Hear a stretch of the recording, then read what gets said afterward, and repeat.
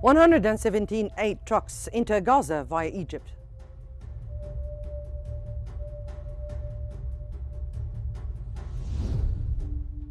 Egypt and Qatar reaffirms their relentless mediation efforts to end the war in Gaza.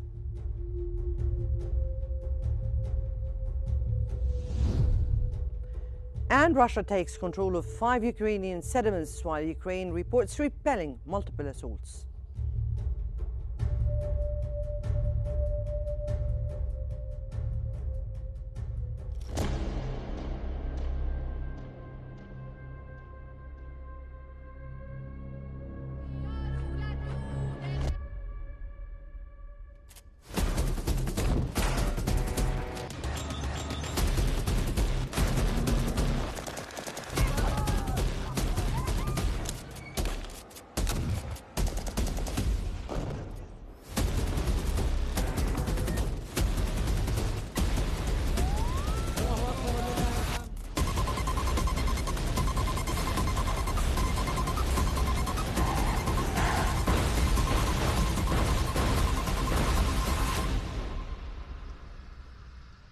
These were the headlines, the news in detail. Egyptian sources have stated that 117 aid trucks have entered Gaza via the Zakim and Kerm Abu Salem crossings. That comes as a part of Egypt's ongoing efforts to deliver humanitarian relief to the besieged Gaza Strip. Earlier, Egyptian sources reported trucks entering on Wednesday and Thursday. In total, 161 trucks crossed from Thursday night to early Friday, while 166 entered between Wednesday and early Thursday through the same crossings. The aid, including flour, baby formula and food, has reached Gaza for a third consecutive day.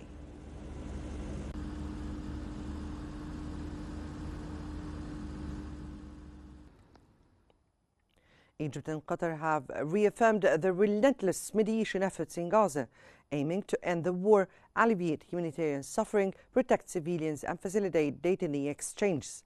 In a statement by Egypt's Foreign Ministry, Egypt and Qatar reported progress during the recent intense 3-week negotiation rounds, emphasizing that temporary pauses for consultations are normal in complex talks. Both countries condemned misleading media leaks that undermine negotiation efforts and called on international media to responsibly highlight Gaza's unprecedented suffering without jeopardizing peace efforts.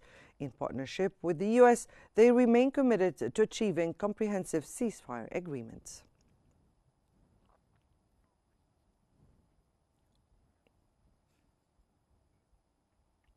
Thousands rallied outside the British Prime Minister's office, protesting Gaza's deepening food crisis with a noisy show of pots and pans. Around 2,000 to 3,000 protesters blocked London's Whitehall district on Friday, banging pots and pans to protest famine-like conditions in Gaza. The demonstrations, sparked by harrowing images of starving children, halted traffic and trapped a tourist bus near Downing Street. Gaza's health ministry says 9 more Palestinians died from hunger in the past 24 hours as the food crisis continued to worsen.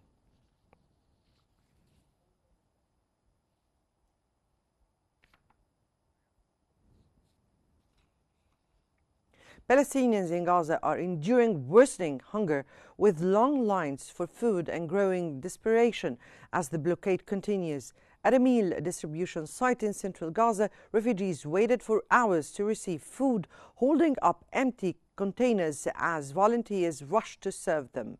A father from Nusayrat camp said he stands in line from morning to noon just to feed his children. Gaza health officials reported 9 more hunger-related deaths, raising the toll to 122 since October. UN agencies warn of a worsening crisis as food and medicine remain critically scarce under Israel's blockade.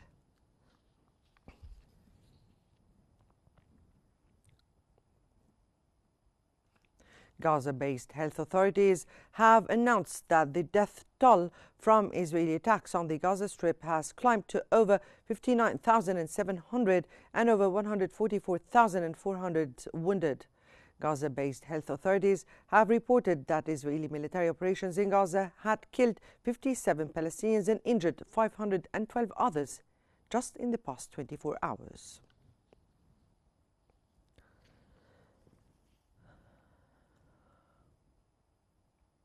Displaced Palestinians were attacked while gathering for aid at a U.S.-backed distribution site in Rafah, southern Gaza.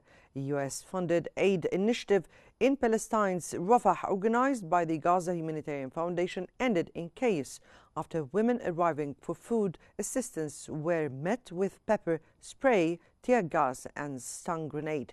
It was the first woman-only distribution effort since the war began. But the scene quickly turned violent. Witnesses reported heavy crowding and panic as the aid operation was abruptly halted.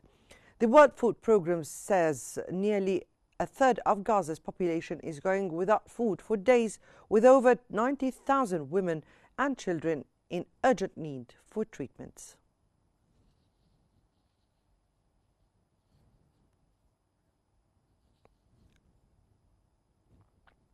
Families in Gaza mourned at Al-Shifa hospital after 21 Palestinians were killed in Israeli attacks, including civilians seeking aid. Strikes struck multiple areas in Gaza on Saturday, killing at least 21 people, according to Palestinian medical sources cited by Wafa. 13 of them were reportedly seeking humanitarian aid when they were targeted. The Israeli army claimed it struck a missile launcher in Gaza City after troops came under attack. The assault on Gaza began after the October 7th attack. Since then, nearly 60,000 Palestinians have been killed and large parts of the enclave devastated.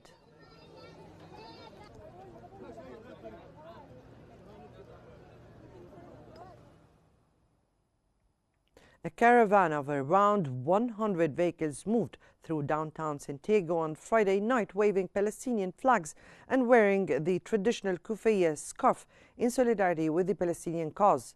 The demonstrators urged the Chilean government to cut ties with Israel, which they described as a genocidal state, according to protesters Lali Flores from the collective Orients for Palestine. The event was organized by Club Palestino, representing Chile's Palestinian community, the largest outside the Arab world. The protests highlighted the deepening humanitarian crisis in Gaza. The UN World Food Programme says nearly a quarter of Gaza's 2.1 million residents face famine-like conditions, with rising cases of acute malnutrition and reports of starvation deaths, including children.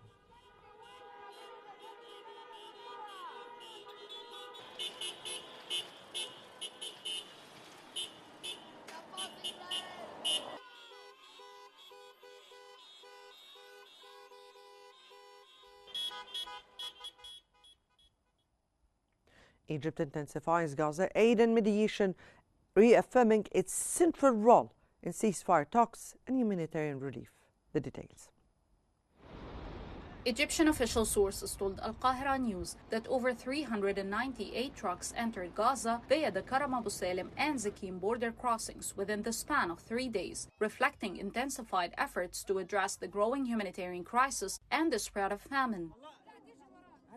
Egypt's foreign ministry has consistently highlighted the central role of Cairo in mediating indirect ceasefire negotiations between Israel and Hamas, working alongside Qatar and with the support of the United States. On July 25th, Egypt's foreign ministry reaffirmed that Cairo and Doha are continuing intensive mediation to end the Gaza war, alleviate civilian suffering, and protect civilians, and also facilitate a detainee exchange, clarifying that pauses in talks are normal due to negotiation complexities. The Egyptian Foreign Ministry also warned against malicious propaganda that is trying to distort Egypt's support for Palestinian rights and undermine the mediation efforts, stressing that the need for accurate reporting on Gaza suffering and the diplomatic process is a necessity. Earlier in June, a joint Egyptian-Qatari statement pledged intensified efforts for a 60-day truce, reopening border crossings, delivering aid, and paving the way for long-term ceasefire and reconstruction, as outlined in the March 2025 Egyptian Reconstruction Plan endorsed by the Arab League. Qnews also confirmed that talks are set to resume next week after Israel reviews the response of Hamas, noting progress during the recent 3-week round. That comes as Egypt continues to position itself as a stabilizing regional actor committed to protecting civilians, preventing famine, and facilitating a political resolution of the ongoing conflict. I'll move to Hani Saif in our newsroom. To you, Hani. Thank you, Mona. Ladies and gentlemen, we're joined from Cairo by the chairman of the board of directors of the International Commission to Support Palestinian Rights, Dr. Salah Abdel-Ati. Welcome to Q News, Dr. Abdel-Ati. Sir, how significant is Egypt's role in sustaining humanitarian aid access to Gaza, especially via Zekim and Karma Abu Salam crossings?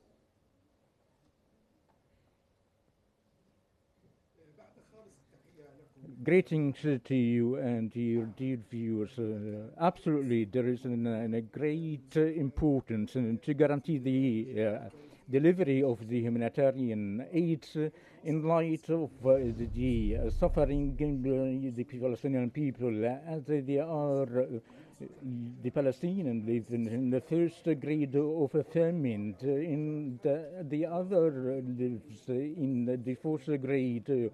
About 128 children within the Gaza were killed, among of which 87 from children, and a great number of children are exposed to this. 260 children were killed throughout the last 5 years due to the malnutrition and the shortage of the formula milk. Around 100,000 underage are suffering from such a shortage. Ministry of Health have recorded more than 30,000 of initiation and the shortage, or rather of the malnutrition.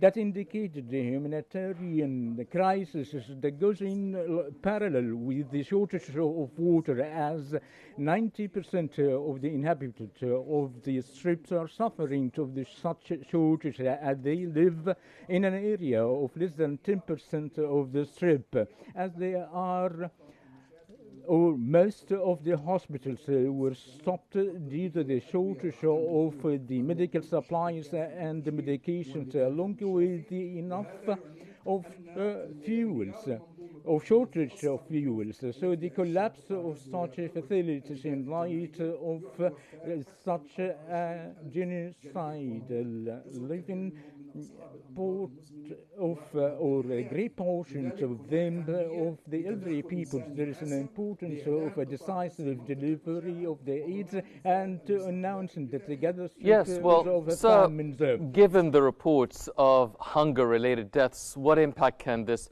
recent wave of urgent aid have on preventing famine in Gaza?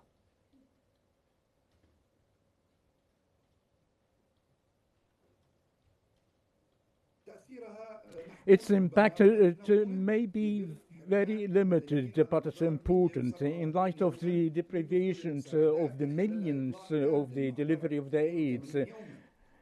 And Israel had allowed lately to deliver in a very limited of the truckloads, not more than 30, are waiting to buy the starved people that they are exposed to killing by is the GHF. So the number of the such truckloads is very important to enhance the humanitarian response. But the Gaza Strip is in dire need of delivery of 500 of trucks to fulfill the minimum of their needs, along with the supervision of the international organization to deliver the aid as an alternative of the killing international organizations such as the GHF.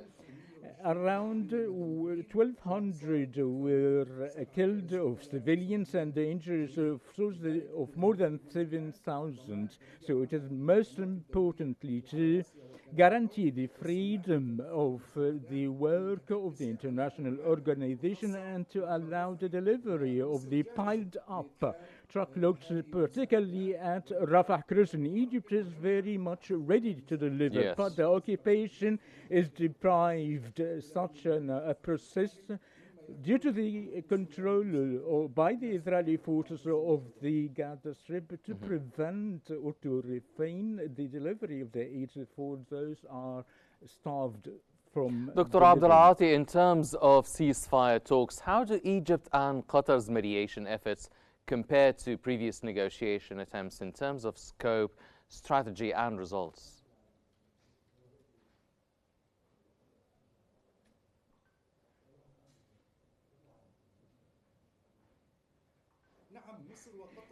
Certainly, Egypt and Qatar exerted a very significant effort following the resumption of Israel's aggression by breaching the previous agreement in a bid to compare or to reapproach the truce deal. Israel had returned the Witkoff's agreement by Witkoff and opened a discussion that was possible to agree upon within only 1 hour.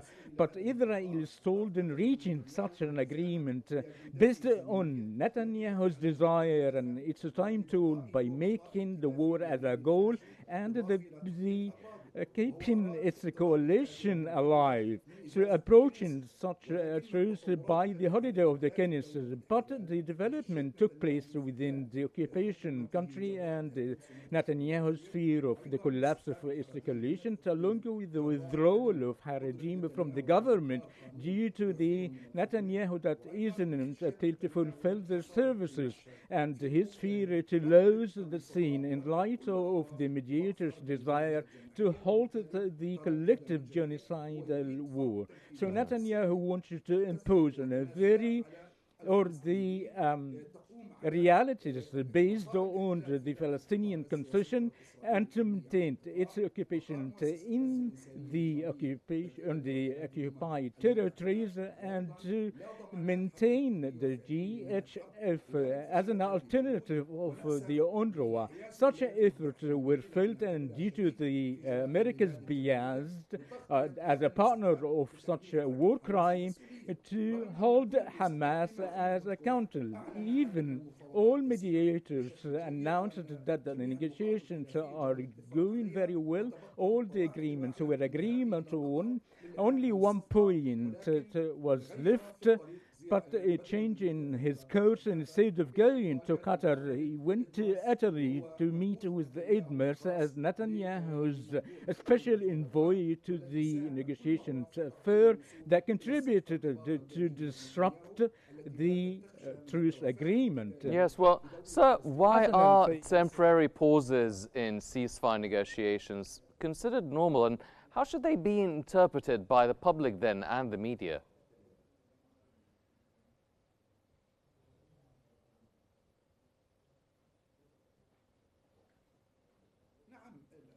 Yes, we are talking about a 60-day truce. There is a dire need of an urgent humanitarian truce away of Netanyahu's desire and the Palestinian will. There is a very important side of such an effort. Food is the right of civilians, along with the commitments of the Israeli Mogad under the Article Convention of 155 that disrupting such services along with the 22 months of the genocidal war. So there is a desire to impose the occupation with state force to stop such a war and to move forward of a settlement of a conflict. There is an Arab plan adopted by international convention, accepted by the countries of the world as a roadmap to make Gaza and make it unlivable place as known the Egyptian scheme adopted by Palestine and the whole world. So it is high time to be implemented as a guarantee to save the lives of the Palestinian people in the Gaza Strip and to stop killing more of the civilians. Ladies and gentlemen, that was Dr. Salah Abdel-Aati from Cairo, the chairman of the board of directors of the International Commission to Support Palestinian Rights. Dr. Abdel-Aati, thank you very much for joining us here on Q News.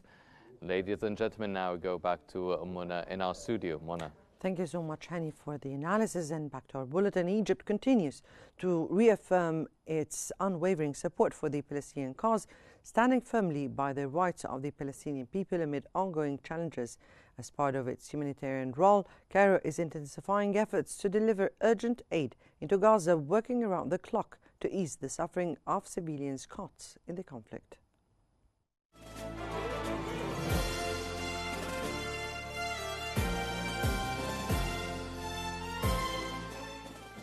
يكفي في هذا الصدد أن أكبر بلد قدمت حكومة وشعبا دعما إغاثيا للشعب الفلسطيني كانت مصر حكومة وشعبا. المساعدات الإنسانية المصرية تكاد تكون هي الغالبة في المساعدات اللي بتقدم للشعب الفلسطيني، فأنا ما أعتقدش أن حد يقدر يزايد أبدا على دور مصر أو على القيادة في مصر. من أول يوم والدولة المصرية بتتخذ العديد من المسارات السياسية والدبلوماسية لإنفاذ المساعدات الطبية والغذائية لإخواتنا الفلسطينيين. نعم للمساعدات تخش لهم، نعم لكل اللي ممكن يتقدم لإخواتنا الفلسطينيين. أنا عايز أقول إن مصر دورها واضح منذ اللحظة الأولى. أهمية أنه يبقى الحرب تقف، أهمية المساعدات لأهل غزة، أهمية إعمار غزة. أؤكد على ثبات موقف مصر من الثوابت المصرية تجاه القضية الفلسطينية، نؤكد على دعم مصر للشعب الفلسطيني. مصر تقف في شموخ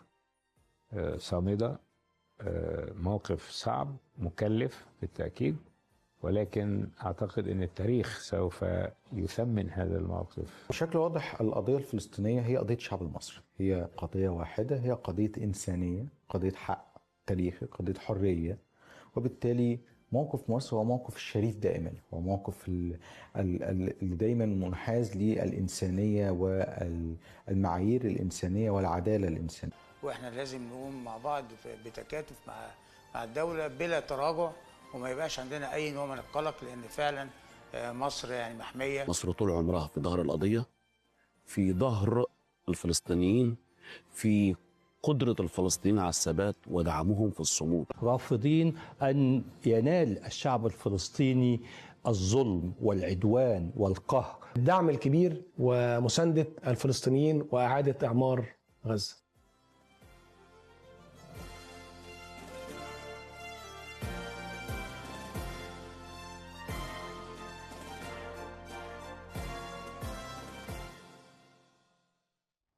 Well, we now move to the latest developments in the Russian-Ukraine conflict.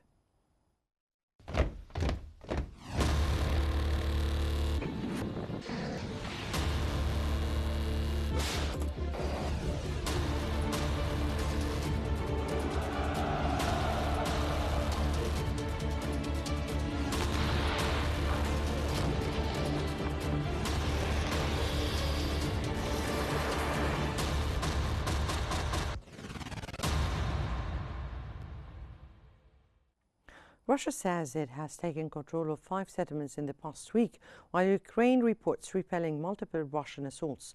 Russia's defense ministry says its forces have seized 5 settlements over the past week and launched joint strikes on Ukrainian defense sites, airfields, and drone facilities. The Black Sea Fleet reportedly destroyed 4 Ukrainian unmanned boats, while air defenses intercepted hundreds of drones and multiple missiles. Meanwhile, Ukraine's military reported 85 combat engagements, with the furious battles centered around Pokrovsk.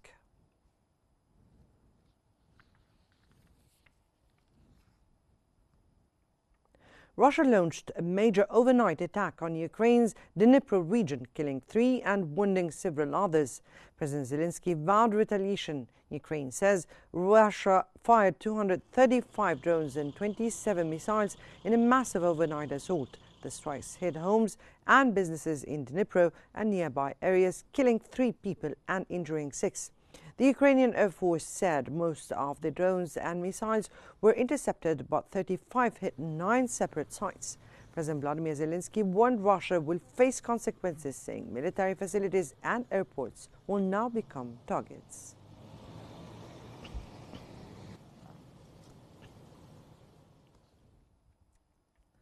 Ambulances in Russia's Volgograd region are now being fitted with protective cages to shield them from drone attacks, according to local officials of Volgograd's regional governor Vyacheslav Gladikov says 9 ambulances have been reinforced with metal cages nicknamed barbecues to reduce the risk from drone strikes in border towns. The move follows earlier steps to install drone detectors and electronic warfare systems or vehicles. The Belgorod region borders eastern Ukraine and has been under a federal emergency since mid-August last year, following a wave of cross-border attacks. The area remains under a counter-terrorism operation first declared on August 9, 2024.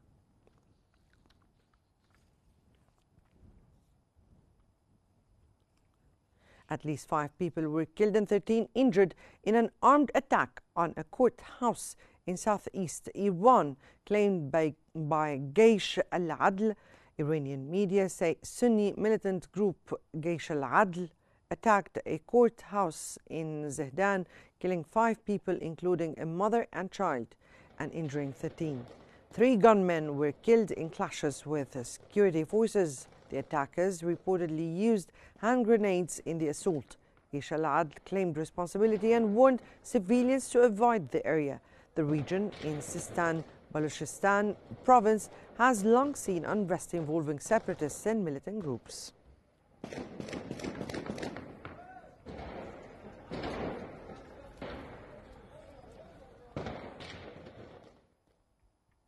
Clashes along the Thai-Cambodian border have entered a 3rd day, forcing hundreds of Cambodians to seek shelter in makeshift refugee camps. Fighting between Thai and Cambodian forces escalated today, marking the worst border violence in over a decade. Hundreds of Cambodian nationals gathered in emergency camps in Pera Vihear province as families sought shelter under tarpaulins.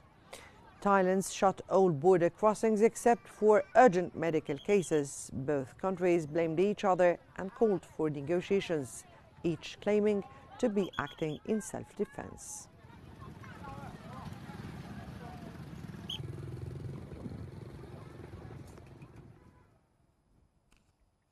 Fighting along the Thai-Cambodian border has entered a 3rd day, leaving 13 people dead and displacing thousands. Cambodia said on Saturday that 5 soldiers and 8 civilians were killed as border clashes with Thailand escalated. The Cambodian government called on the international community to condemn what it described as Thai aggression and warned of possible expansion in Thailand's military operations. Both sides maintained they act in self-defense and urged a return to negotiations. Over 30 people have been killed and more than 130,000 displaced in the worst fighting between the 2 nations in over a decade. Tensions have been rising since the death of a Cambodian soldier in May, prompting large-scale troop deployments on both sides and deepening diplomatic rift in Bangkok.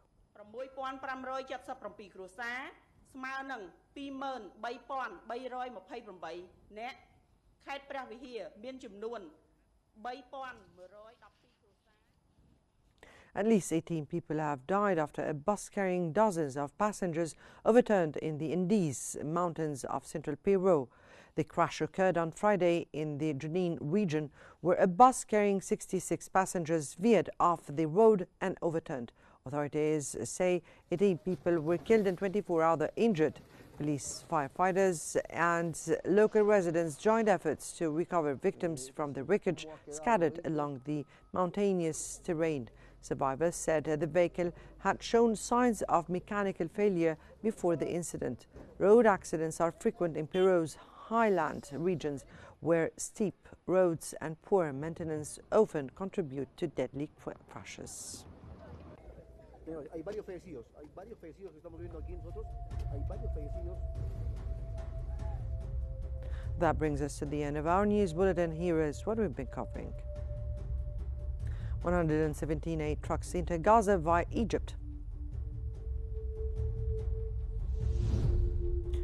Egypt and Qatar reaffirmed their relentless mediation efforts to end the war in Gaza.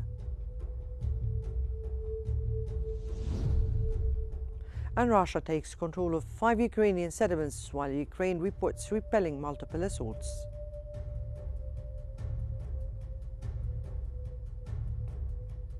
This concludes our news bulletin for the hour. Don't forget to follow Q News on YouTube, Facebook, X, Instagram, and TikTok at Q News EGY to stay informed.